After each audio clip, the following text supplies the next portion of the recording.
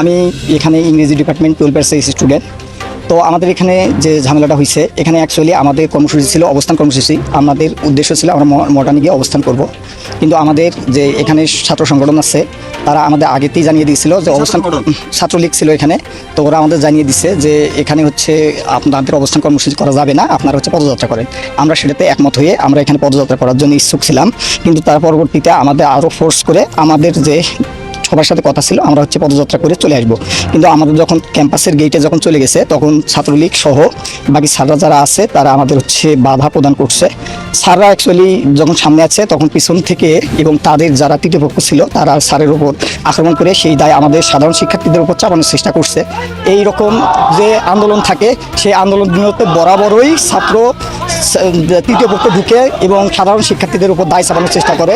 তাই আমি আপনাদেরকে নিশ্চিত করতেছি যে এখানে কিছু করে নাই নাকি না, এখানে আমাকে ছাত্রলীগের সভাপতি আমাকে চট থাপ্পড় মারছে। এখানে উনি আমাকে নিজে স্টিল আমাকে থাপ্পড় মারছে। এখানে কথা হচ্ছিল আমাদের গত 9 দিন ধরে এখানে আমরা অনুষ্ঠান করতে সমাবেশ করতেছি। এখানে কোনো প্রকার আমাদের সাধারণ শিক্ষার্থী বিশৃঙ্খলা করে নাই, কিন্তু ওনারা আসার কারণে এই বিশৃঙ্খলা হয়েছে। এই দায়ভার সাধারণ শিক্ষার্থীদের না।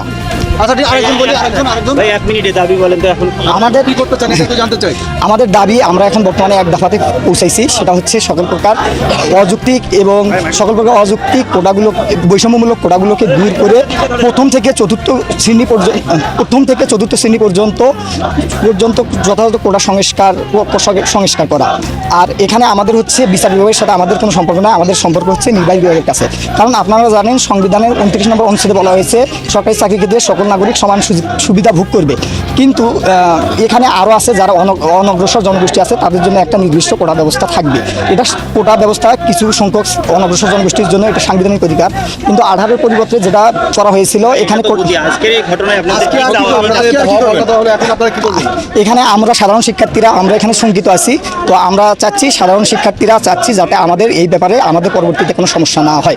কারণ এখানে যে সমস্যাটি হয়েছিল সেই সমস্যাটি আমরা সাধারণ শিক্ষার্থী দায়ী না। এখানে তৃতীয় পক্ষ ঢোকার কারণে তারা বাধা দেওয়ার কারণে এই পরিস্থিতি হয়েছিল। সুতরাং আমরা আশঙ্কা প্রকাশ করতেছি। সুতরাং আমাদের আশঙ্কায় সারা বাংলাদেশের শিক্ষার্থীরা একমত প্রকাশ করবে বলে আমি আশা পোষণ করতেছি। কারণ